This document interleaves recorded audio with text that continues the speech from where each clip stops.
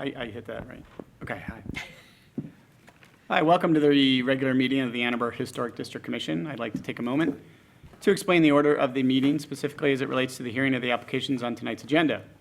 Each case will be called, and we'll first hear the staff presentation and recommendations. Following this, the commissioners who served on the review committee will present their observations and recommendations. At this point, the applicant will have an opportunity to step forward and provide any comments or additional information about the application. Once the applicant has finished, members of the public who wish to provide comments on the current case may do so, while please noting the time limit of 3 minutes per person. Everyone who steps forward will need to state their name aloud for the record and sign in at the sheet located at the podium and limit their comments to the application at hand. Following any public comment, the applicant may be called back to the podium to rebut any public comments. Just to rebut any comments and answer questions that the commission may have. Once all questions have been answered, the hearing will be closed and the commission will deliberate the application, make a motion, have a discussion, and then vote. If any members of the public would like to speak to general preservation topics and not to any specific application, opportunities provided during the public commentary following the approval of the agenda. Everyone who would like to address the commission may do so and will be asked to state their name aloud for the record and sign in at the front podium. Thank you for coming this evening. Today is Wednesday, August 9th. Your comments are valuable to the commission, and I would like to introduce the commissioners. We have myself, John Beeson, Max Cope, down here. Here. Anna Epperson, who's brand new, and Anna, if you would like to say some things about yourself, since you're brand new. Sure. I don't hear the mics. Does anybody have the mic? Hello, I'm Anna Epperson. I am an intern architect at OX Studio here in Ann Arbor, just down on State Street in Liberty.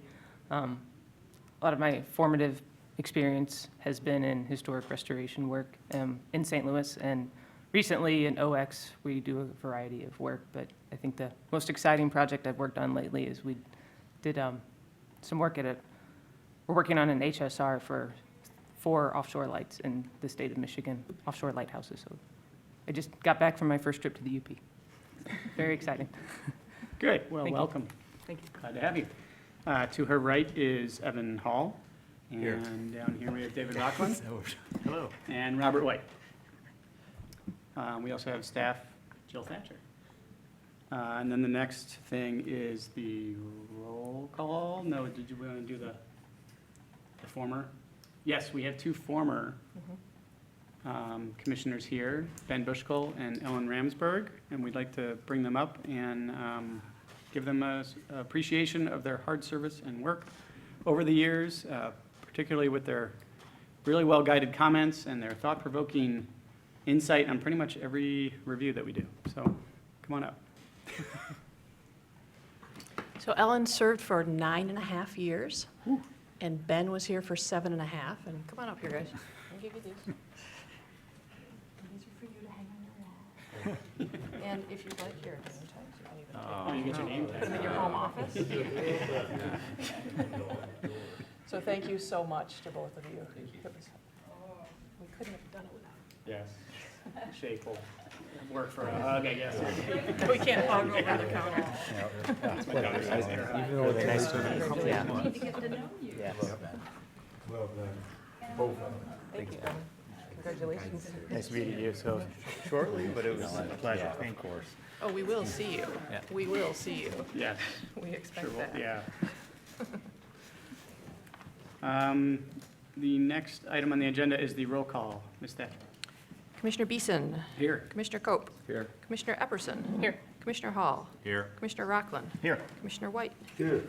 You have a quorum, and I have a summer game code. Hold this up. For Ann Arbor District Library summer game players, the game code for tonight's meeting is old is new again.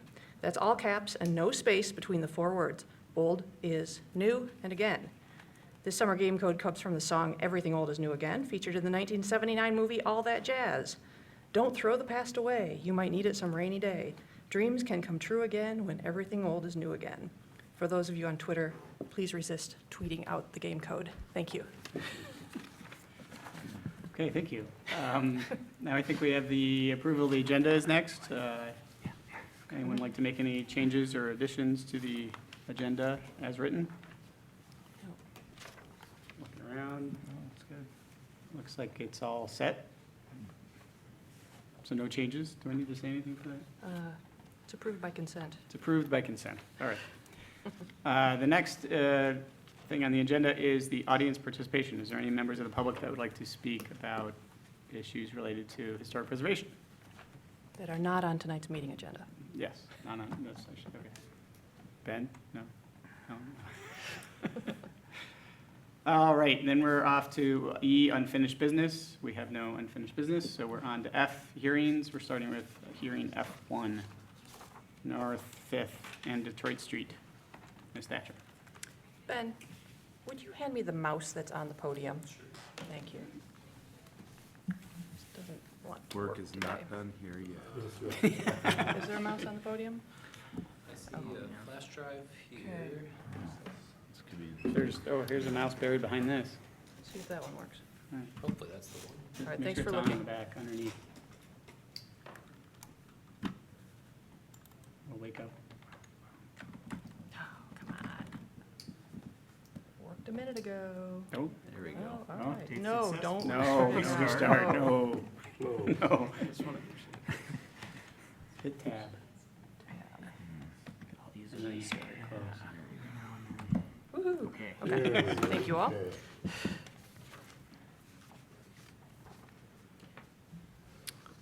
This is a street improvement project on North Fifth Avenue and Detroit Street in the Old Fourth Ward Historic District. The commercial buildings in the area known as Carytown date from at least 1887, which is the date of Baumgartner's barn at the northwest corner of Fifth and Catherine, to the present. The most recent addition was the Zingerman's addition. The area under consideration is North Fifth Avenue between East Kingsley and Catherine Streets and Detroit Street between the same. The applicant is a joint venture between the Downtown Development Authority and the City of Ann Arbor. And they are seeking HDC approval to reconstruct portions of North Fifth Avenue and Detroit Street. The larger project proposes utility work, sidewalk replacement, new street trees, new lighting, and reconfigured public spaces. The work that's generally specifically addressed with this application is the general configuration of North Fifth Avenue and Detroit Street and the historic brick street surfaces that are proposed to be rebuilt and/or replaced. It was that historic material in the street that triggered the need for this application. Here's a photo from the bump out, the loading zone near the farmer's market, looking north on Fifth Avenue. The brick is a hodgepodge. It's like a patchwork quilt. It's predominantly old, but there's some infill in there. There are cut-ins that you can see. There's a square of concrete there in the center of the intersection. Doesn't hold paint very well. Is a bane to bikers and women walking with high heels on.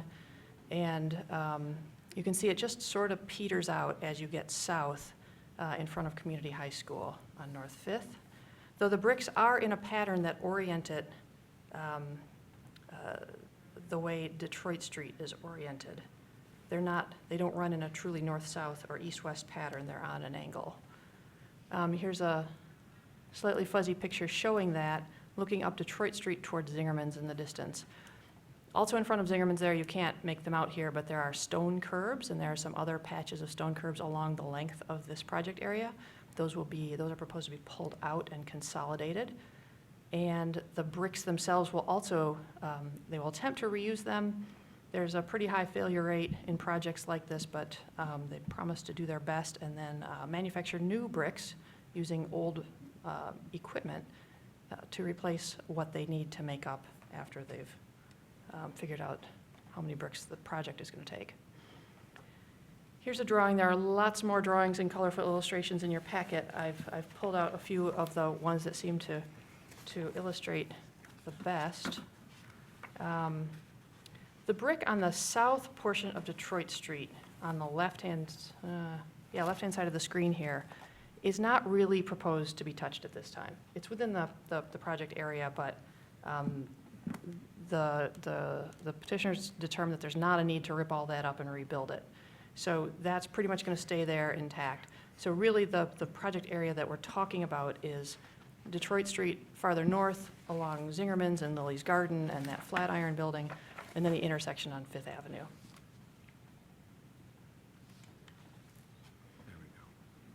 Here's another view. This time we've got Kingsley Street on the left It adds in some proposed landscaping.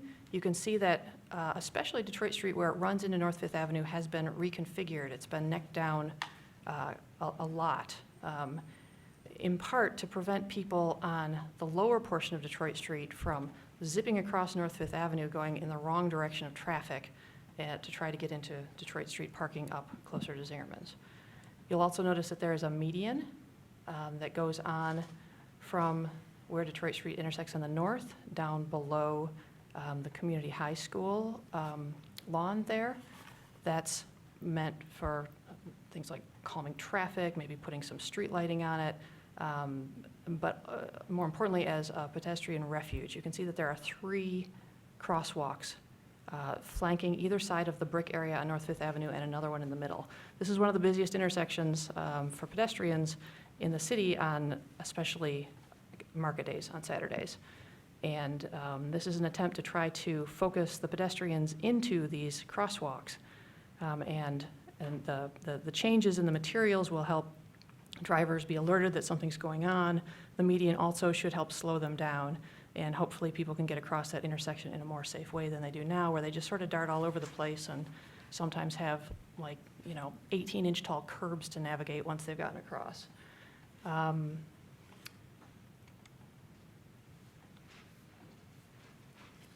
Here's a cross-section with some dimensions, but this is what you might see if you're driving south on North Fifth Avenue. You can see where the 3 pedestrian crosswalks are and what the median might look like. This stuff is not completely finalized, but it's been a very long process. There have been a number of public meetings to discuss it. There have been many, many internal meetings with city and DDA staff. And they're getting really close, but I don't want you to expect that everything you see here is exactly what will be built, because it's not quite that far along yet. There are some changes proposed to that big dead space outside of the farmer's market to make it more friendly and useful. Put some seating there, put some trees there, get some shade in. And same thing, this is the market side again. Same thing on the community high school side. By necking down that entrance into that northern part of Detroit Street, it gives you more room to put some seating and put some spaces that hopefully people can utilize, and some trees for shade along there. There are existing conditions drawings and other engineering drawings that are very detailed in your packet. From the Secretary of the Interior standards, the ones that best apply are number 1, which says a property will be used as it was historically or be given a new use that requires minimal change to its distinctive materials, features, spaces, and spatial relationships.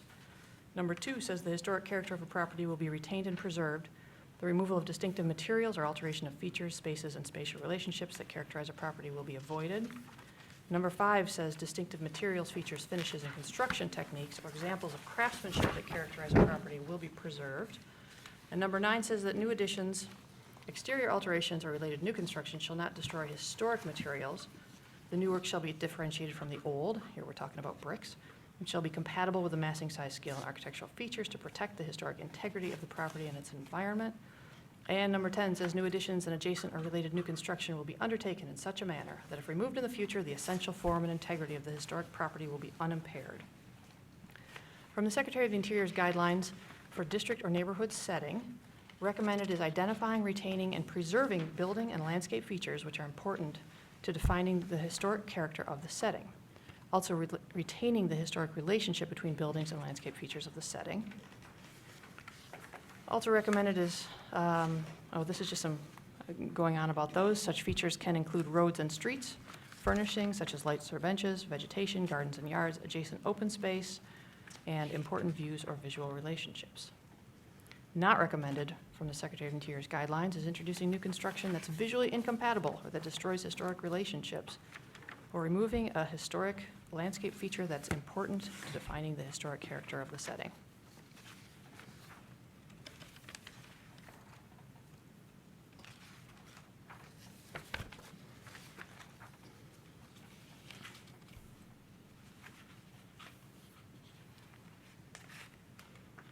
think I've covered most of my staff comments in the staff report. Oh, I should note that an attempt will be made to group the historic bricks, probably on the north end of Detroit Street, in the parking section closer to Zingerman's, and use new, sturdier infill bricks on the North Fifth Avenue section where there's a lot more traffic and a lot more weight to be borne from vehicles. I mentioned the historic stone curbs, and staff believes the proposal appropriately retains the historic brick while infilling with compatible new brick, is visually compatible with the historic setting, and complements the surrounding historic district. The proposed alterations are positive and well-suited to the area's historic character and do not detract from the neighborhood or district. And I should note that the applicants have come before you guys twice to get you familiar with the project and give you status updates. So for most of you, this is not brand new, except for one of you. So thank you very much. Staff does recommend approval of the application. All right. Thank you, Ms. Thatcher. The review committee, I believe it was Max, right, and Rob White. All right. I guess you guys are up to kind of provide any comments or insights for us on the site. Well, visiting the site and being a local Ann Arbor resident for many years and actually going to community high school, I've known the problems with that intersection and pedestrian areas for a long, long time. It does seem the tearing up the brick and changing the flow of traffic is kind of a necessary thing, and I think I agree with the staff findings and approval based on them making as much effort as they can to reuse the brick and consolidate it into the northern part of Detroit Street. All right, Commissioner White? I recommend approval of the project. All right. All right, does the applicant have anything that they'd like to add or additional information about the application? We could talk for hours. Come up, say hello, state your name for the record. And then you Hi, sit down. I'm Amber Miller, staff member with the Downtown Development Authority. We do have samples with us, Uh-huh. so if you're interested, we And are have these- the, Oh, sorry. we Keep have going. the historic brick from the street, and then Taken also, from the street judiciously. that will be returned. And then also a sample of the new brick. So Right. I can hand these to them if you want to talk through it. Sure. As we reported before, we found a supplier. I'm Bob Doyle, with your JGR in the Ann Arbor office. We have located a supplier of brick that will match the same dimension within a quarter of an inch of the existing. The sample that we're showing you is smaller, but it will be the full depth, width, height of the existing brick. The existing brick shows some coloration from its years of being out there, and you see some of the darker spots in it. If you look closely at the new brick, you'll see there are spots in that as well that will end up wearing in a similar way. And the new brick, of course, looks sharp, Yeah. sharply cornered, but that if you look at the side of the existing brick, you'll notice it too has a sharp edge. It's just that the surface of it has been worn, so you lose some of that. You get that more cobbled look, which the new brick will achieve over time. Did you speak to the process? Because that's kind of interesting that they use the historic. Yeah, molds. the manufacturer is apparently came upon a machine in their yard several years ago that they used to make the road brick from, and so they decided, well, there must be a market for these, so they renovated the machine that makes the road brick, and that's what's making the brick today. Great. Anything else? No, I think Joe covered it very well. That's the top. All right, good. Thank yeah, you. we'll sit you down, and then I think the public comes up next. Are there any members of the public who wish to comment on the current case? All right. Are there any commissioners? Commissioners, any questions for the applicant? Questions or comments? Okay, seeing none. And we'll move on to, what's the next one here? Make a motion? I think it's make a motion, right? Yep. Okay. Anyone like to make a motion? I'll make the motion. Okay. Commissioner Coe?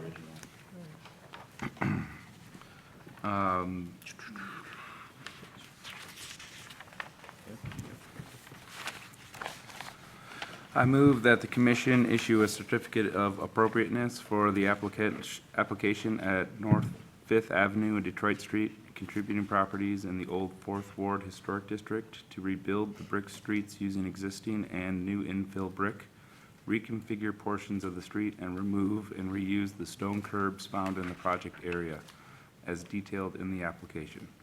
The work as proposed is compatible in exterior design, arrangement, materials, and relationship to the district and meets the City of Ann Arbor Historic District design guidelines and the Secretary of Interior standards for rehabilitation and guidelines for rehabilitating historic buildings, in particular standards 1, 2, 5, 9, and 10. Support. Seconded by Commissioner White. Do you have any discussion on the motion?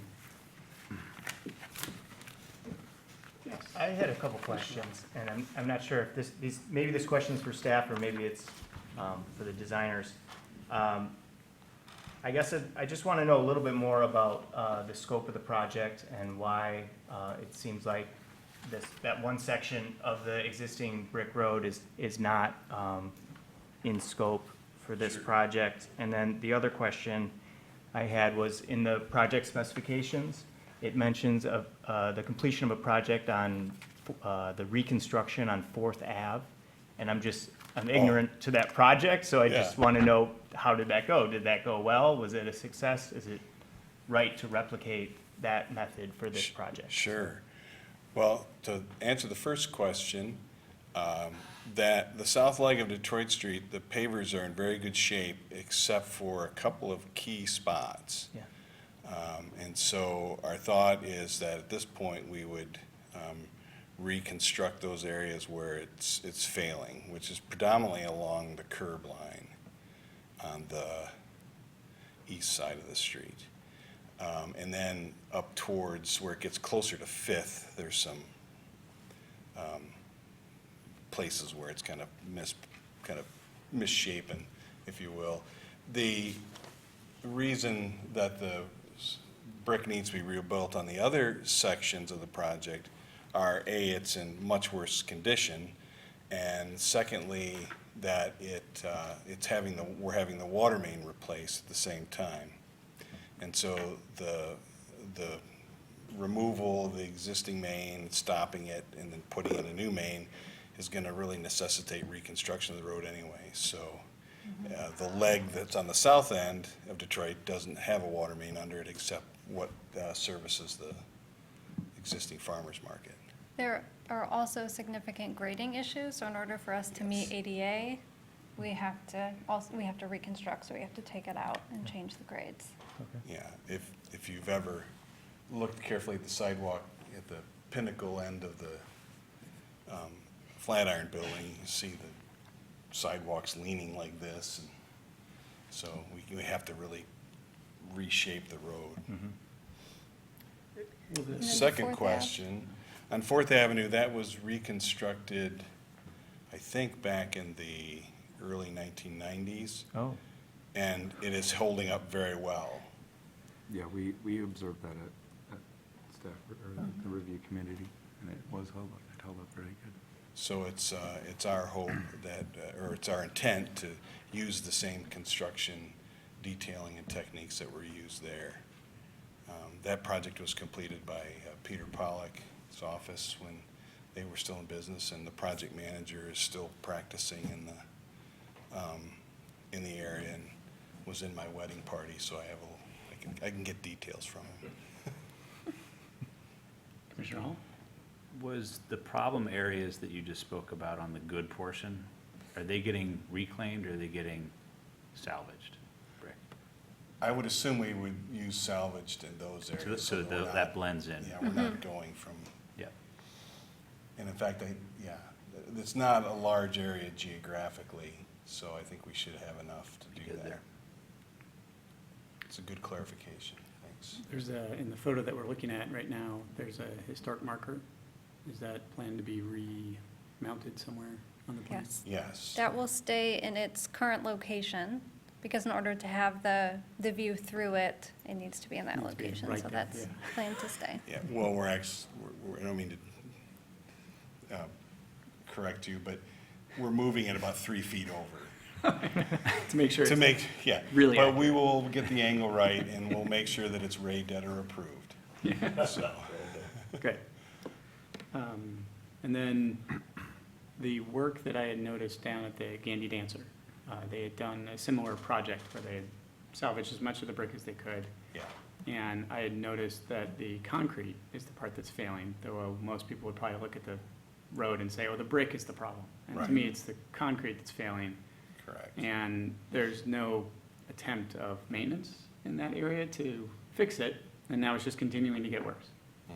So I'm hoping, not that this has any impact on our decision here, Mhm. but I'm hoping that the city has some sort of plan, particularly to maintain it. The Gandy Dancer has a really sharp slope, so the water came in really hard, and Right. the snowplow dug up the corners of the concrete pretty fast, and that was it. So this area, maybe it'll be better, I don't know. But I'll just pass that idea along. Okay, thank you. I just had a question for clarification. The south end Detroit Street up near, between Catherine and where it meets Fifth, are those crosswalks going to be included as well? I know you mentioned that there would be very little work in that area because the brick is in much better shape, but, and some of this work has been, and Jill mentioned that it's, not everything will be done to scale, so I'm just questioning the full scope of, That very south end, should be on the left-hand side, that bump out is being rehabilitated. It's Okay. not really changing shape, but that's gonna get repaved. And we would likely repave a crosswalk to help retain the brick. okay, so between the, you're talking about from the corner, sort of at Fifth to, sorry, I don't have a mouse. Do It's you- really just the, I was just questioning if those crosswalks on the south end of Detroit or would be included, or if that work is just Do completely you mean across Detroit near Catherine Street? across Detroit near Catherine and where Detroit terminates into Fifth? Well, the one at Catherine, I think we would reconstruct Okay. as part of that work Right. on the bump out. Mhm. The, currently, there isn't a formal crosswalk on this. Right, that's why it's, I'm not sure a pointer will work on the screen, And our mouse, no? Still no mouse. but, no, that won't do it. Finger. it is, I think we're talking Oh, about the did same you one. find It the is mouse? where that There's another mouse. Detroit comes through. Let's try that I don't want mouse. to point. Thank you, Jen. So, hey. Nice, yes. Right here, it looks like a logical place to have one, but there isn't one currently. And in working through some of the issues with the traffic engineers, there was concern about putting a crosswalk there. And since Fifth is one way, drivers on Detroit and turning onto Fifth will be looking north for traffic coming in, but they won't be looking south at pedestrians. So we recommended not putting a crosswalk there. Okay, but the one that would, you would be perpendicular to the drive lane, so if you just Right move. here, Yes, yes. that Yes. one would be That- included. yes. Okay. Those are, I think overall, the proposal, I think it meets the criteria very well, especially creating that connection between the market and the North Detroit Street down to Zingerman's. I think it does a nice job of creating areas where people can congregate, but also slowing traffic down through that area, which I think is important. I just had a couple other comments. And I don't know if if this is coming up later in the proposal, but I was wondering if you had any thoughts regarding signage or vehicle sign, either markings on the street, or would there be a historic signage sort of included, and traffic patternings, if there's a need for that coming up in the future. So that would be, I guess, one comment. And then the island itself, I think it's important to sort of maintain that visual, so between the two portions of Detroit Street and Market Street, so I'm not sure if you guys have given consideration to vegetation or if this is too early in the game plan to sort of think that Well, way. In terms of the vegetation, we would be looking at something that's very low. It's either lawn or it's a ground cover. Okay. So that there isn't a sense of separating the two visually. In terms of your first question, I don't think we've talked about the specific of the signs, the regulatory signs, no parking, parking, other than it would need to meet current standards. I don't know if there's any supplier of those that makes them look more compatible with historic neighborhoods or not. It's a good question. Just because there was one view looking down the road in the packet, which I don't remember if it's in the slideshow here or not, which you could see the two different parting, Yes. that one. So I think there could be some nice opportunities for signage that fits in with the historic markers and whatnot in the future. Yes. And there has been some discussion with the neighbors about, having a sign that says, announces the area. Okay. But we haven't designed anything as of yet. Okay. Thanks. Commissioner Hoyt? Yes. On the crosswalks, will you have signs with caution where it blinks for those crossings? I don't think so. I don't think, we went through, the city now has a standard procedure for assessing crosswalks and determining what the best practices are for that particular situation. And we went through that with city traffic engineers, and then they did not recommend the blinking lights. They have found that they're not, the compliance for drivers with the blinking lights is not very high. Well, at such a high pedestrian density location. Right. At this, Because at it could this spot. essentially be blinking all the time. Right. Full Well, day we on had a Saturday. situation on Huron, right behind Rackham. You should have lights there. The situation is, they're running close, and it's like double Dutch, you know how you get in and go double Dutch and go Yeah. across the street? Yeah. But that's what they're doing. And the thing about it is, the lights don't have to blink long, but they just have to blink a little bit, but they give the people a heads up. Yeah. I mean, we haven't had that situation yet, but you will. Yeah. Do you know if trucks will be allowed on Detroit Street? Because I could see them kind of coming into that one turn onto Fifth and not making it. So would there be stop trucks from going in that way? Well, by its design, it would allow a 30-foot long standard truck, kind of. box truck to make that turn. Semi-trucks would not be able Okay. to make that turn, so they would have to stay on Yeah. Kingsley in order to make a delivery to Zingerman's, for instance. Okay. And that has been a topic of discussion among merchants and has been resolved with them Good. All right, any by other shaking comments? the. Any other questions? Any other discussion? All right, we'll make a vote. All those in favor say yes. Yes. All those opposed say no. Hearing none. All right, your application has been approved. You will receive written notification from staff. And should you have any further questions, feel free to contact staff. Be sure to pull any necessary building permits before starting the work. They're still saying they're sticking. Yeah, Oh, our visuals. Do Dave and No, I, we yeah. can leave now? Oh, yes, you do. So, Commissioners, 2 members of the commission are going to be excusing themselves because they have a conflict of interest from this application at hand. Does that affect our voting? Nope, you're good, Okay. you still have 4.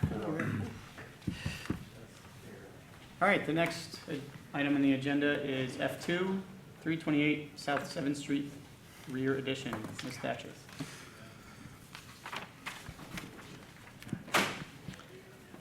Bear with our No audio signal. visuals for a minute. This is a 1 3/4 story gable fronter that features a nearly full-width front porch with turned posts, a sculpted block foundation, and wide board trim beneath the eaves. It was first occupied in 1911 by Percy L. Judd, a collector for the Home Telephone Company, and his wife Jessie. The Judds, like nearly every other family in Ann Arbor in 1911, did not yet have a telephone in their home. It's located on the west side of South 7th Street, south of Murray Court and north of West Liberty. The applicant is seeking HDC approval to remove a non-original rear porch and construct a 1 3/4 story rear addition with 2 shed dormers and a new covered rear porch.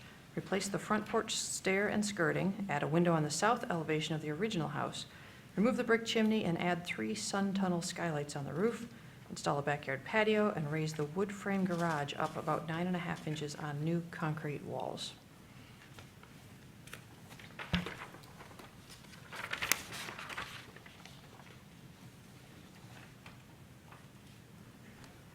Some of you can see this and some of you can't, but you may have to just turn around, Anna, They can- get it back. You can all see it. It's just a No, weird angle. Anna doesn't see it. I can sort of, I can see it on there. Okay. All right, so here's the rear of the house. You can see there's a little non-original porch tacked on the back. There's always been a porch back here, but it didn't used to be in this footprint, and you can tell from the construction that it's a recent addition to the house. Here's a view from the backyard behind the garage. It's a deep lot. It's narrow, but it's deep. And here's some photos of the garage. It's fairly sound. It's standing up mostly straight. And they'll solve some problems by raising it up, basically a course of CMU and be able to shore up those walls a little better and have them not sitting on the ground anymore. There's also, I'm sure, some interior cleanup work that has to be done as well. But overall, it's in pretty good shape. The proposal is to add on the bottom drawing, shaded area, don't have my mouse again, a 1.5 story addition where the number 2 is, stairs leading down to a new patio where the number 4 is, and the patio will be between the new back porch and the garage.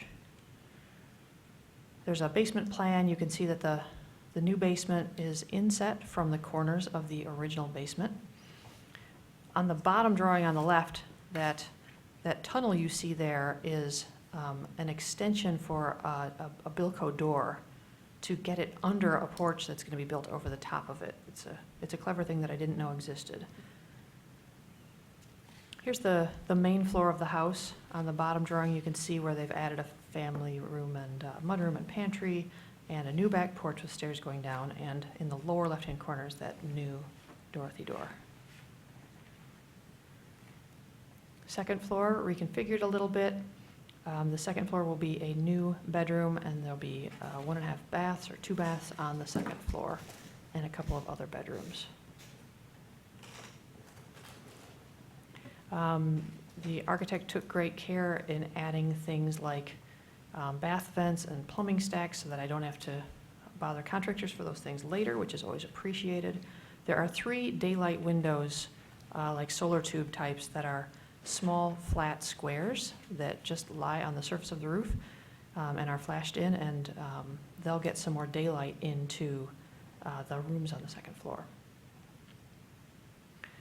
Top drawing shows the chimney that is proposed to be removed. I'll back up in a few minutes and you can note it on the drawings. There's nothing architecturally significant about it. There's no fancy brickwork. It's got a big piece of aluminum wrapped around the base and a cap, and it's probably been rebuilt in the not so distant past. You can see the north wall of the addition on the lower drawing. It's got a shed dormer on this side, a couple of double-hung windows, and a new back porch. Here's the other side. Now we're on the south side. Similar configuration. Shed, this is a wall dormer. The ridge height on the addition is lower than the trim board that's under the eave of the main house roof. The changes to the front would be the removal of the chimney, and from this view, you can possibly see a little bit of that shed dormer on the north side. And on the front porch, it has a nice wood front porch. The skirting will be replaced. Instead of diamond lattice, it will be vertical lattice, which is more historically accurate. And the concrete steps and metal railing will be replaced with wood steps with a more appropriately designed wood guardrail on the stairs. Here's the back of the house. You can see the rear addition tucked underneath the trim boards on the back of the original house, a couple of shallow shed dormers, one of which will be pretty much hidden completely behind the existing gable dormer on the south side. Very simple, classic design, narrower than the house. Both corners of the house in the back are preserved. And you can see the new back porch and that utility door, Bilko door, Dorothy door, door with 100 names. There's a cross-section in your packet. There's some other illustrations in your packet as well. Moving on to the Secretary of Interior standards. I've already read to you numbers, probably all of these, 2, 5, 9, and 10 from the previous application. From the Secretary of the Interior's guidelines, recommended for additions is constructing a new addition so that there's the least possible loss of historic materials and so that character-defining features are not obscured, damaged, or destroyed.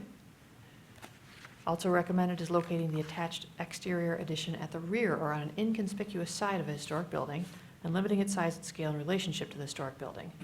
Also designing new additions in a manner that makes clear what is historic and what is new. From the Ann Arbor Historic District Design Guidelines, the guidelines for all additions specify that it's appropriate to limit the size and scale of the addition in relationship to the historic building so that it does not diminish or visually overpower the building or the district. The addition's footprint should not exceed 1/2 of the original building's footprint or 1/2 of the original building's total floor area. The calculations are given in the staff findings under number 1. The footprint is a 50% increase, and the floor area is also 50% of the original house. The addition would feature fiber cement or poly ash lap siding and trim with a 3.5-inch exposure to match the original wood siding. The windows on the addition are aluminum-clad Marvins. The inset is 8 to 12 inches on both sides, and the roof is 8 to 11 inches below the existing soffit to clear the trim board. There's one original double-hung window on the back that you see in the left-hand drawing here that will be salvaged and reinstalled on the second floor rear of the new addition. It becomes, in the right-hand drawing, the center, the large second floor window. The design of the addition and proportions of the windows are simple and appropriate. The covered back porch is also fiber cement or polyash with steel cable or rod guardrails, tongue and groove wood decking. In front of the back porch next to the stairs is the Bilko door with a tunnel extension. And there is a 200 square foot patio proposed in the back that would be some sort of pavers. I believe that I've gone over the rest of the details, and staff believes that the proposal makes clear what is original and what is new. The work is generally appropriate. The new addition is inconspicuously located, and the application is compatible with the historic house and the surrounding neighborhood. Thank you. All right, thank you, Ms. Thatcher. How about the review committee? Any of the commissioners that served on the review committee give your observations and recommendations? Yes, I agree with the staff report. I like the project and I approve the project. I agree with Bob as well and staff. I think it was very responsibly designed and meets all of the historical requirements and guidelines for additions. All right, will the applicant please step forward and provide any comments or additional information about the application? I'm the resident of the property about almost a year and a half ago. Don't forget to state your name for the record. Oh, I'm sorry, I'm Ray Maturo. The address is 328 South Main, a pediatric dentist in town. So I'm living there and, just trying to make it a really nice place to live in, whether I'm there forever or one of my offspring are there forever. It's just something, it's a hobby project that I'm putting way more effort and money into than maybe the property justifies, but it's kind of a work of love for me and a stress reliever to work on it. So that's kind of the goal, of make it as nice as possible, but respect the neighborhood as much as I can. Well, please sign in. Oh, Okay. yeah, don't forget to do that. Is there no pen up there? There's a horrible pen. No pen. We're coming.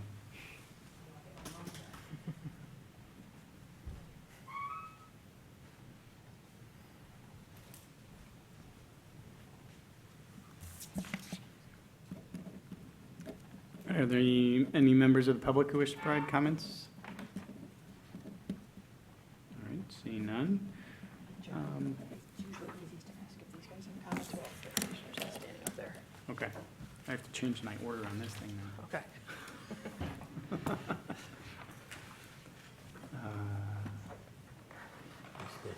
All right, any commissioners, any questions for the applicant? Anyone like to make a motion? Motion? Anyone? I'll make a motion. All right, Commissioner Cope? I move that the commission issue a certificate of appropriateness for the application at 328 South 7th Street, a contributing property in the Old West Side Historic District, to remove a non-original rear porch and construct a 1 3/4 story rear addition with 2 shed dormers and a new covered rear porch, replace the front porch stair and skirting, and a window on the south elevation of the original house. Remove the brick chimney and add 3 sun tunnel skylights on the roof, install a backyard patio, raise the wood frame garage up 9.5 inches on new concrete walls. The work as proposed is compatible in exterior design, arrangement, materials, and relationship to the house and the surrounding area, and meets the City of Ann Arbor Historic District design guidelines for all additions and residential patios, and the Secretary of Interior's standards for rehabilitation and guidelines for rehabilitating historic buildings, in particular standards 2, 5, 9, and 10,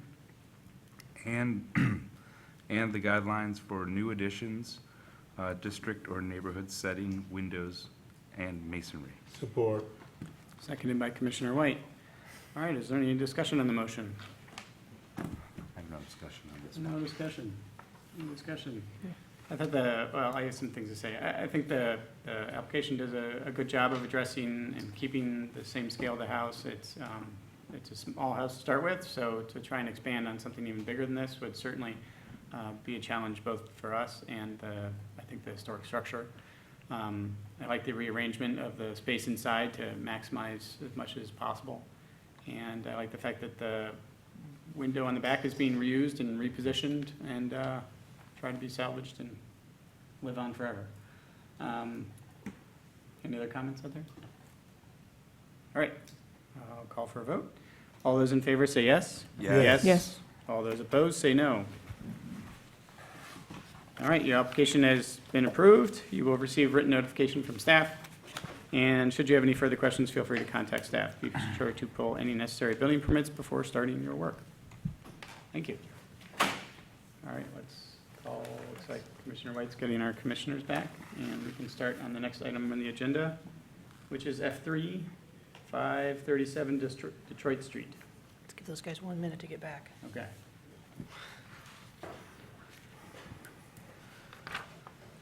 Give me time to rewrite this thing. There you go.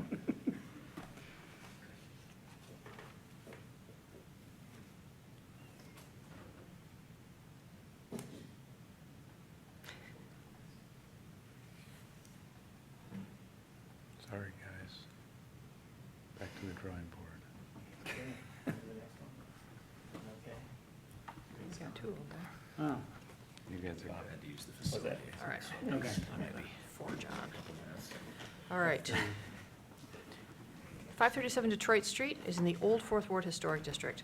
This 1.5-story Queen Anne cottage was built between 1897 and 1899. It was occupied by William H. and Mina E. Krapf. William worked as a carpenter and machine hand and later served as foreman for Lewick and Brothers Company on North Fifth Avenue, present-day Carytown Shops. It was a lumber and house parts company. One of William's relatives was Herman Krapf, who owned a planing mill, sash doors, and wood turning business located next door at 529 Detroit Street, the present-day Treasure Mart. The Krapf mill operated from about 1878 to sometime before 1910, when it is no longer listed in the Polk City Directory. It seems likely parts of the house at 537 Detroit were purchased from this mill. There have been some previous applications. The most recent one was in April of 2017. The HDC denied an application to build a new garage on the grounds that it was too large for the setting. And the applicant is now seeking HDC approval to remove a non-contributing 12-foot by 17-foot garage and replace it with a 24 by 32-foot gravel parking area.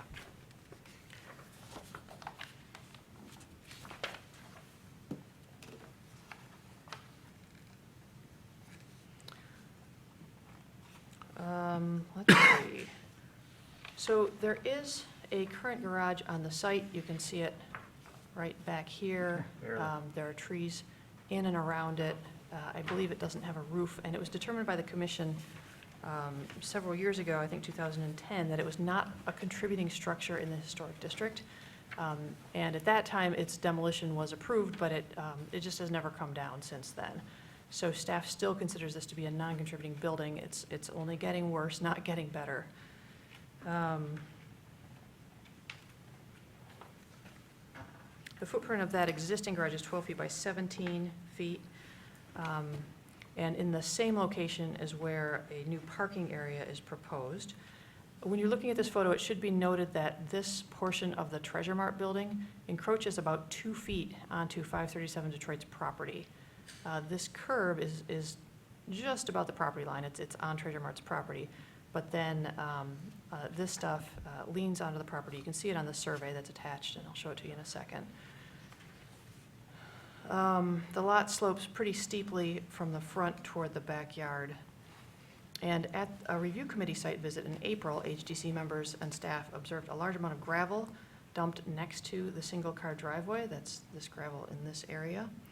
That has historically, up until at least 2014, been a grass strip between the driveway and this walkway that goes along the house. This gravel work was done without permits and needs to be addressed in the approval motion. There's also an alternate motion for enforcement should the HDC not approve the request to build a new parking area.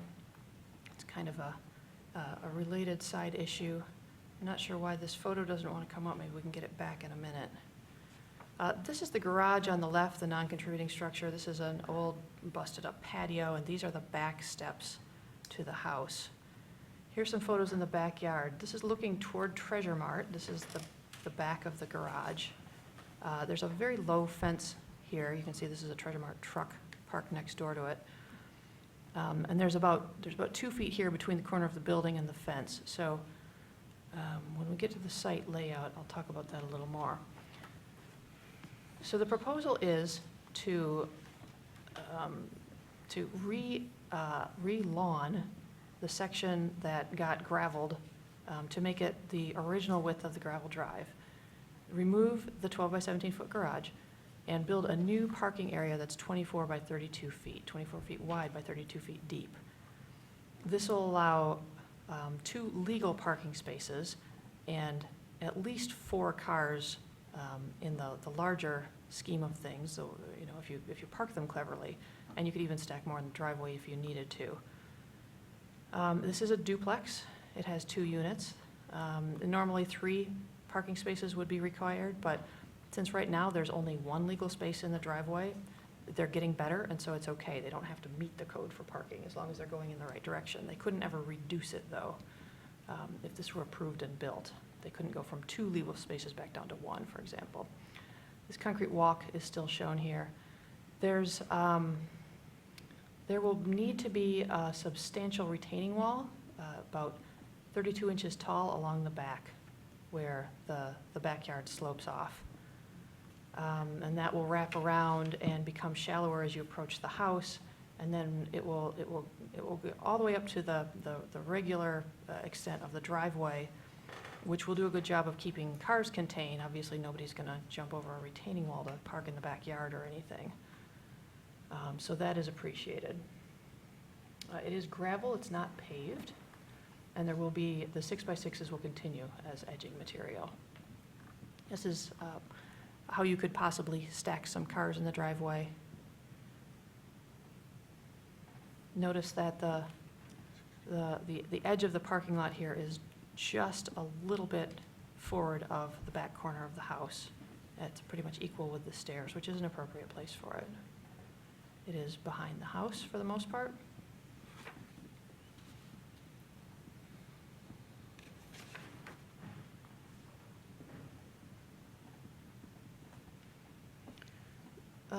So going back to the gravel that was added, the new double-width driveway is inconsistent with the historic landscape pattern of the site, destroys historic relationships, and is visually incompatible with the site and the neighborhood. And let me go through the Secretary of Interior standards. I've probably read them all to you, 1, 2, 9, and 10. Yes, I have. From the Secretary of Interior's guidelines for district or neighborhood setting, recommended is identifying, retaining, and preserving building and landscape features which are important in defining the historic character of the setting, and retaining the historic relationship between buildings and landscape features of the setting. In this case, this would be the driveway and the side of the house and the lawn that's in between the two. Also recommended is such features can include roads and streets, furnishings, gardens and yards, adjacent open space and important views or visual relationships. Again, in this case, it is garden and yard. From the Ann Arbor Historic District Design Guidelines for paved areas, appropriate is installing new parking areas which are compatible with the scale, proportion of yard area, and characteristics of the historic district behind buildings. These shall be reviewed on a case-by-case basis, which is what you're doing right now. So if you look at the layout of the lot, it is a pretty deep lot. It's got a strange angle to it and a strange point on the back. Behind it is Beek Street, which is not in a local historic district. Treasure Mart is obviously to the south, and there's a single-family home to the north. There's quite a lot of vegetation along the property line. It has a good bit of privacy. That's the picture I need to show you. Sorry, I don't have that backyard picture. So keeping the parking area behind the house is appropriate. I'm never crazy about making parking areas any bigger than they need to be, but since this is a duplex, it's likely that there will be more than 2 cars parked for this house. And because of the depth of the lot, I think that it's fine to go back a little bit farther than you might otherwise. It still feels pretty spacious back there. And the review committee can talk to that if they need to. You can see that the parking area wraps right around the back corner of the Treasure Mart building that's on their property and goes right up to the fence there. So it's snugged over as far as it possibly can go.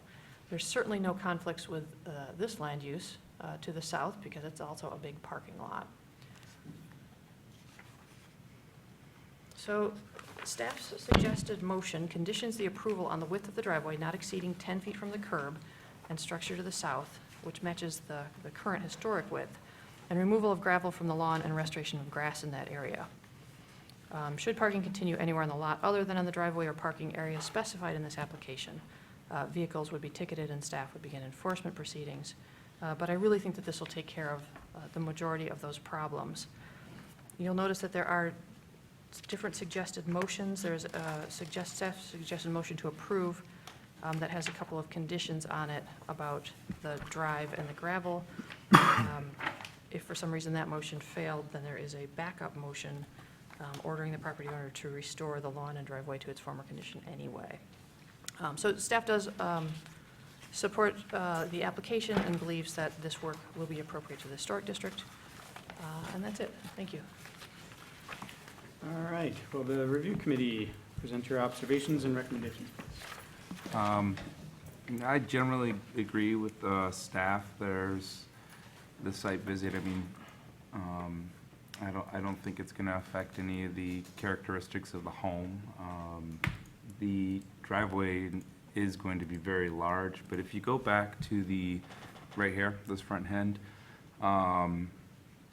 inside of all that vegetation is a small block retaining wall. It looked like it was made of cobblestone or something. We didn't get really tight in there. I didn't know if that would be retained or if that was going to be, fixed, or if that's the 10-foot curve we're going off of. So maybe I would like clarification on that. But other than that small detail that's there already, I would support this project.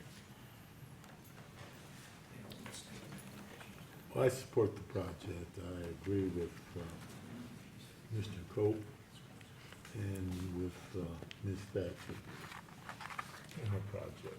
And we don't have a good photograph of that. I think we spoke about it at, right at the very end when we were leaving. I saw that back there. There is a photo in the staff report. It's the last of the color photographs. Ah, You can see before the all the retaining wall. vegetation's there. Yeah, you can see the retaining wall pretty well. Okay. I think it's what's holding up Treasure Mart. Yeah, I just wouldn't want that to be compromised. Yeah, the 10 feet would be measured from From that that retaining wall. curve. I consider that structural. Okay. So it might jog a Yeah. little. It angles slightly. I don't think you Oh, can well, see I'm that when saying you're if the standing on the retaining wall street. Bumps, it comes out a good foot, it looks like. Yeah, the previous driveway had a little tiny bit of space there, but, you know, I'm not going to be out there with a tape measure, seeing if it's No, 10 feet 1 or it's just, 10 yeah, feet 3, that, but, that little wall in there yeah, it's just looked intended like it to, was doing something. yeah, it's just intended to maintain the same visuals that you see in these other photos in the staff report from 2008 and 2014 especially. It's pretty clear on the curb cut from the street that the line of the lawn just zooms straight up from that curb radius across, there's a joint in the sidewalk there and straight toward the back. So it's pretty easy to read Yep. where that has been historically.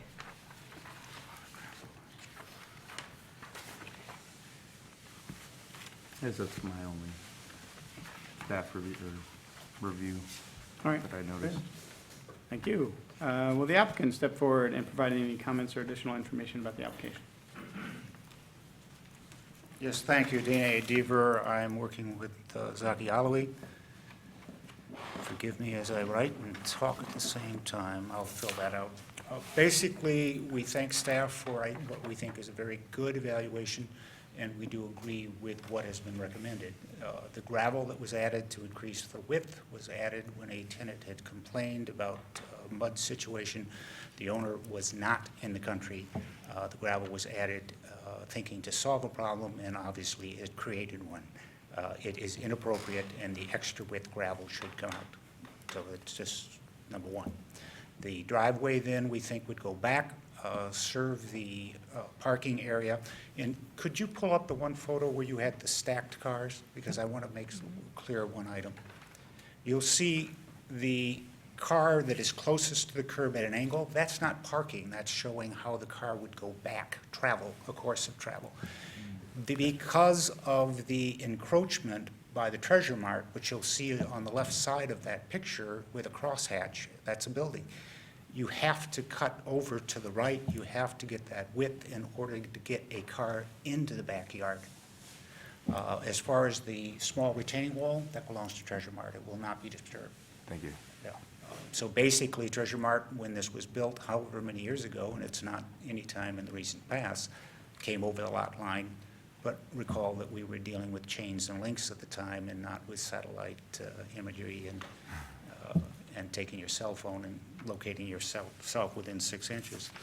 So we do agree with the staff report. We would ask that it be allowed.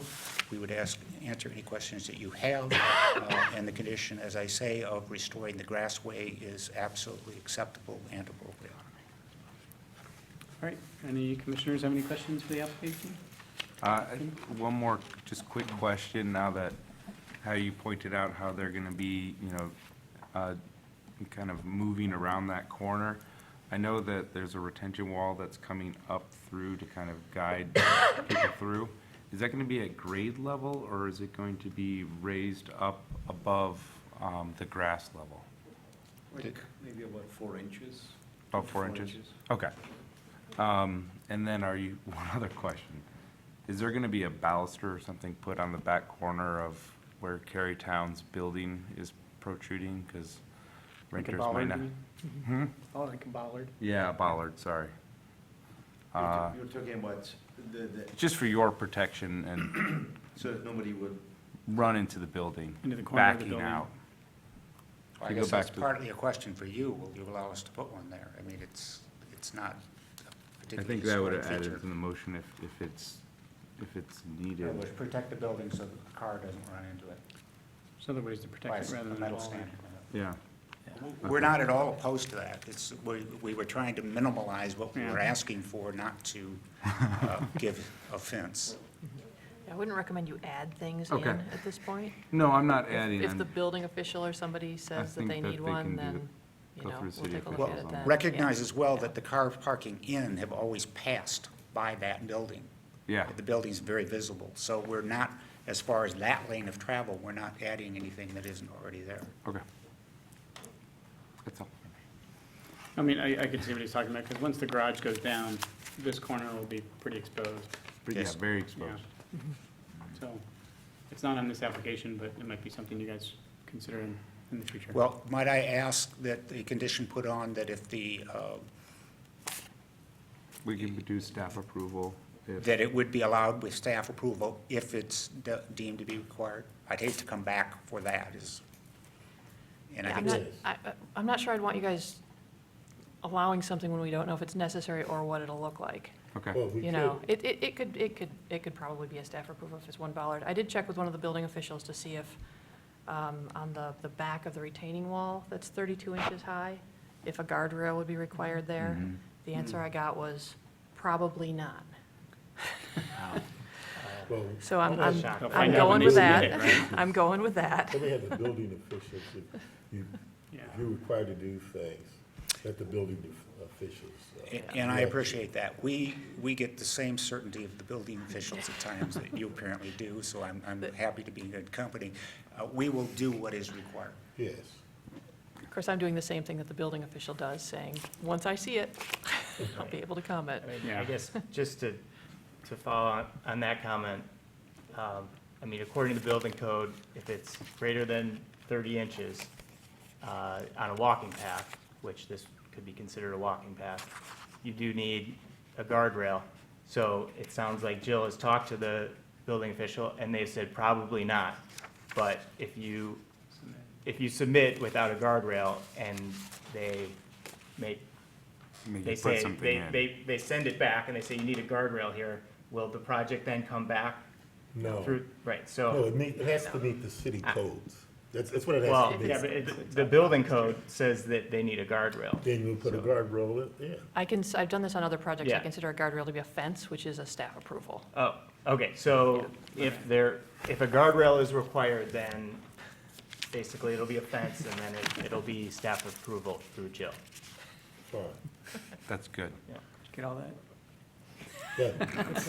That's I'll okay. buy the tape. That's right, You could watch it tomorrow at 2 a.m. exactly. Record it. All right, any other commissioner questions for the applicant? All right, any members of the public who wish to provide comments on this current case? Not seeing any. All right, would somebody like to make a motion? A commissioner would like to make a motion. All right, go ahead. Should I just read up to before the motion fails? Yeah. I move that the commission finds that the gravel work expanding the driveway and done without permits does not qualify for certificate of appropriateness, and that the commission issue a certificate of appropriateness for the application at 537 Detroit Street, a contributing property in the Old Fourth Ward Historic District, to demolish a non-contributing garage and construct a 24 foot by 32-foot gravel parking area on the following conditions. 1, the driveway does not exceed 10 feet in width from the curb to the south or the structure on the lot to the south, and the gravel will be removed from the lawn along the driveway and grass restored between the driveway and concrete walk. And 2, either the driveway and parking area must be constructed as specified in the application and the lawn restored to its former condition within 60 days, or the lawn must be restored to its former condition prior to the installation of gravel within 60 days. The work as conditioned is compatible in exterior design, arrangement, materials, and relationship to the house and the surrounding area and meets the Secretary of Interior standards for rehabilitation and guidelines for rehabilitating historic buildings. In particular, standards 1, 2, 9, and 10, and the guidelines for district or neighborhood setting and building site, as well as the Ann Arbor Historic District Design Guidelines, particularly as they pertain to paved areas and landscape features. Support. Seconded by Commissioner White. All right, hearing's closed. Is there any discussion on the motion? Okay, seeing none, we'll call for a vote. All those in favor say yes. Yes. Yes. All those opposed say no. Your application has been approved. Thank you very much. It's appropriate and fair. Thank you. You will receive written notification from staff, and should you have any further questions, feel free to contact staff. Be sure to pull any necessary building permits before starting the work. All right. Next item on the agenda is F4, 235 Buena Vista. Platted after 1915, the houses on this short block were all built between 1924 and 30. This address appears for the first time in the Ann Arbor City Directory in 1929, occupied by Victor Wiedemeyer and his wife Hilda. She worked at the typewriter exchange. It's barely 1.5 stories high, and limited headroom on the half story is augmented with 2 original dormers on the front slope of the roof. The roof has been sided with aluminum but retains its original windows. In June of 2017, staff approved an application for a rear patio and radon system, and in 2001, the HDC approved a new rear attic dormer. The site is the southernmost lot on the east side of Buena Vista, south of West Washington, and east of Crest. The applicant is seeking HDC approval to convert an original window to a door and construct a 6-foot by 6-foot deck behind the house with stairs to access the backyard. So here's the front of the house. This is the driveway that belongs to 235 Buena Vista, going down behind the house. You can see that it drops pretty steeply. Back here is the Slauson playing field, that big field. And over here, a little bit off the screen to the right, would be where the sledding hill off of Crest goes down onto those fields. So you get a sense of direction. This is the back of the house. That's the dormer that was approved in 2001. This is a little bump out on the back of the kitchen. It's modern. It was installed after 1947 for sure, so not during the period of significance. It has a couple of old windows. Can't quite figure that out. They were probably just reused from somewhere. And this is the window that would be converted to a door, and the deck would fit in the corner here between the bump out and the back wall. There is a new patio that received a staff approval. They've been doing some other concrete work to beef up a walk on the side, and note where this air conditioning unit is on the side. This is looking into the corner of the bump out. Door would go here, deck would be pushed right into this corner. It's pretty small, it's only 6 by 6. And the stairs would come down off of the deck and have a turn in them and protrude out beyond the side of the house about the depth or a little bit less of where this air conditioner is. So this shows you a floor plan. Here's the 6 by 6 foot square into the corner. You go down 3 steps and there's a landing, and then you go down into the backyard. So this is the little bit that shows from possibly the street. If you were really looking for it, you would probably see it. Again, this drops off from front to back, so this does not look like it's 6 or 7 feet in the air. It's not 6 or 7 feet in the air. And it looks much lower from the street view because of the way it's situated. New door, 36-inch landing here, all wood guardrails. Actually, wait, let me take that back. All the hand railings are Trex, and looks like the decking is Trex as well. Let me look at my staff comments in a second. The door will sit at the same height as the previous window, and you can see that that matches these other 2 windows on the back of the house. And the door that's proposed is a wood door with a single light. There's a picture of it in your packet. It clears this nice daylight window into the basement, so they'll still get some light in there. These are some sort of massing drawings showing how this would work. This one is a good illustration of where that landing would be off the side of the house. You can see that it's just a little bit higher than grade at the sidewalk, probably.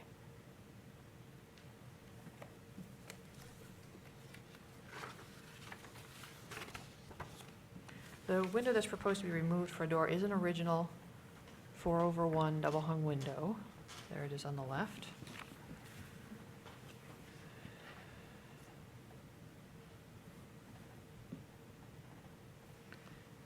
I didn't go through the standards and guidelines. I've read to you standards 2, 5, 9, and 10 already. The guidelines for entrances and porches recommend designing and installing additional entrances or porches when required for the new use in a manner that preserves the historic character of the building, limiting such alteration to non-character defining elevations. Also appropriate is installing a deck in the rear of the property that's subordinate in proportion to the building, which this certainly is. And you'll note that there is a door on the back of this house, but it's not really, it goes through the basement. It's not really an everyday kind of door. They do have a door on the side of the house, but you'd have to go out the side and all the way around the back to access the lovely backyard. So this will give them some access and open up all of that space to be much more usable and family-friendly for their little kids. So staff does recommend approval of the application since the deck is appropriately designed, scaled, and removable. The work is compatible in exterior design, arrangement, material, and relationship to the rest of the site and the surrounding area, and meets the Secretary of Interior standards and guidelines and the Ann Arbor Historic District Design Guidelines. Thank you. All right, would the review committee like to present their observations and recommendations? I don't really have any recommendations on this project. It seems pretty straightforward, and I agree with staff and recommend approval. I agree with Commissioner Cope and with Ms. Thatcher, and I recommend approval of this project. All right, will the applicant step forward and provide any additional comments or information about the application? Please state your name for the record and record it too. Okay, I am Noah Courant, the owner of 235 Buena Vista. Nothing really to add except that the handrail and baluster product, it's made by Trex, but it's made to look historically appropriate. They're just square balusters. And then the very top of the handrail that I would like to use features a piece of actual decking just to sort of widen it out a little bit. But the whole package is all just white and a wood color that is available at Fingerly. And yeah, as far as the landing protruding, it's less depth than the AC unit. It is higher, but it's only going to come out a couple feet off that south wall, whereas the AC unit's about 3 feet off that south wall. Any questions for me? Was the intention of that bump out to hide the AC? We've been talking a lot about the AC unit. Was that the intention of kind of bumping out the steps, or? Not at all. Oh. It's just to make the scale of everything make sense, to make it so you can get down the stairs and onto the patio without completely Coming way out into the building yard. over the whole, patio that we just got done, so. Yeah. I just use that as a frame of reference because, it's already there, and it's not particularly gorgeous or historic. So is the decking is the only thing that is Trex and some of the railings and? that sort of thing? The railings, I apologize for not researching this more in depth. I'm not exactly sure what the product is made. It's made by Trex. I think it's some kind of composite thing. I don't believe it's steel. So the framing that'll be holding up the deck, that'll be out of wood, however? Yes, Okay. that will be treated 2x8s, and that will be wrapped. All exposed rim joists will be wrapped with I probably will use something that comes in 3/4 thickness. That's white. That's also a composite to avoid rot, but it'll all be wrapped and look consistent with the trim risers and also the trim stringers.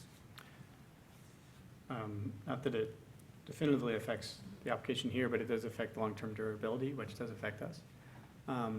We don't have a framing plan necessarily here, which is not particularly required, though permitting may request that. Yeah, So we've found that in some applications that have tried to use the Trex, where they don't provide enough wood framing support, the Trex is a little more bendy.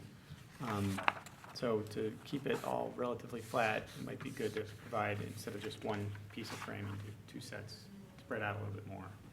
So like if you've got your stair things coming down, the stair framing coming down, normally you put one in the middle to kind of support it. You might have to do an extra one depending on how wide that stair. okay, yeah, the We stairs, see the the stairs are gonna be tracks 3.5 moving. feet wide, so you're Yeah, saying so that it might be appropriate You might to need a do third 4 stringer in stringers. in the middle at least.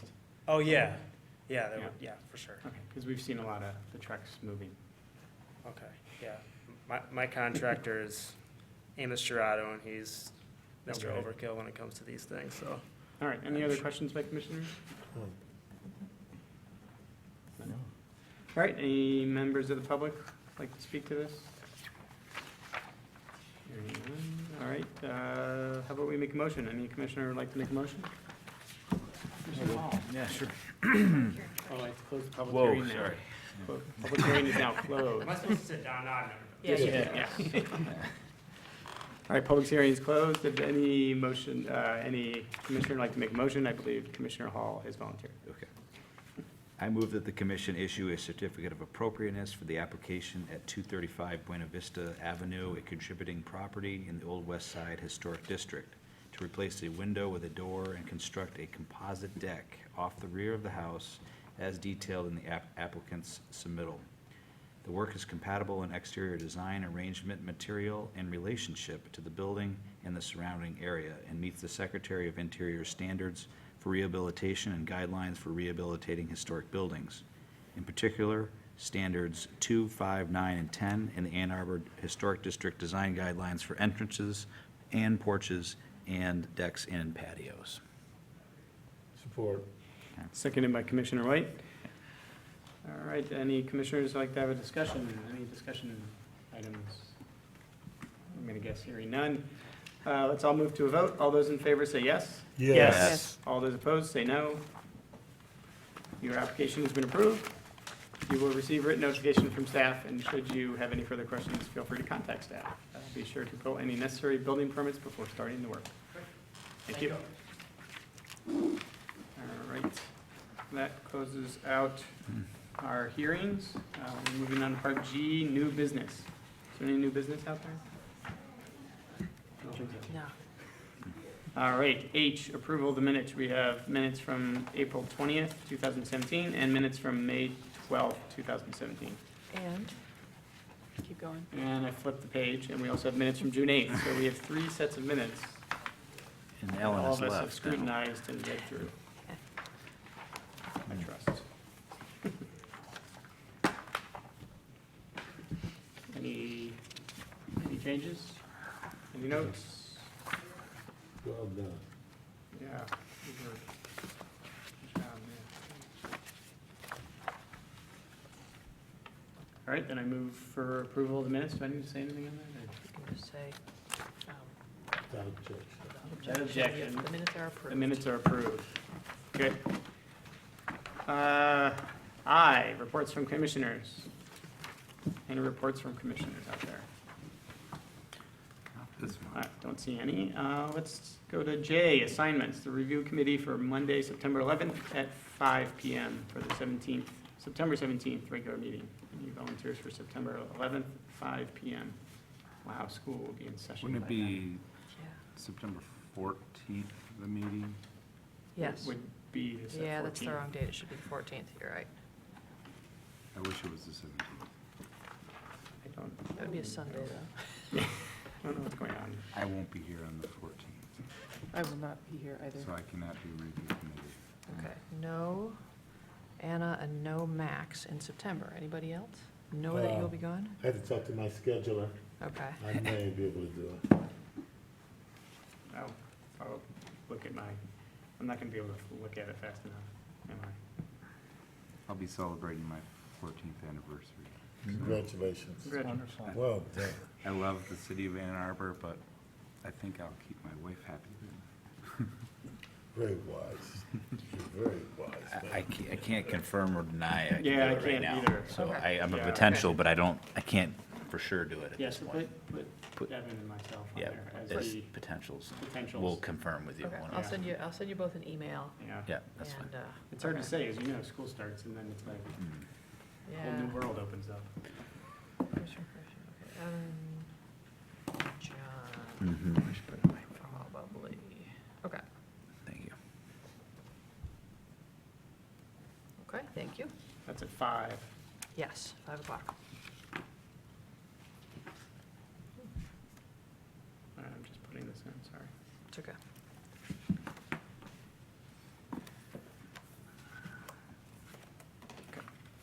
Let's hope it remembers it. All right, and we're on K, reports from staff, June and July 2017 HDC staff activities.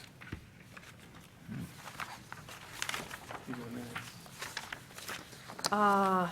Some of these are commission approvals, some of them are staff approvals. The more interesting ones are that Stucci's has been renamed Michigan Creamery.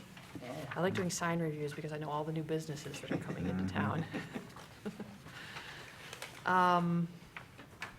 There's also a bakery called Le Bon Macaron opening on South Fourth Avenue.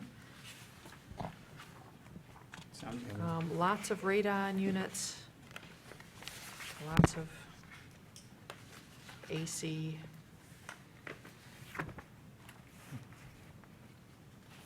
You guys see anything that catches your attention or you have questions about it? Let me know.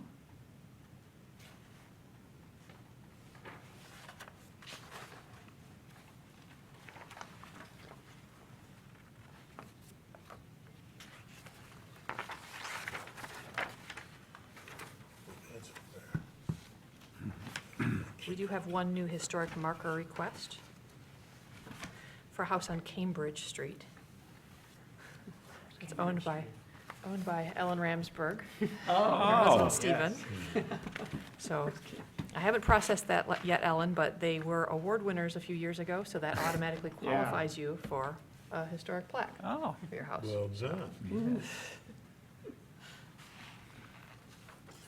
All right, okay, not getting any questions. No, we're a quiet bunch tonight. All right, L, concerns of commissioners. Any concerns out there? I have a random one. Well, it's applicable to historic preservation, and there might be a historic preservation brief on this, yeah.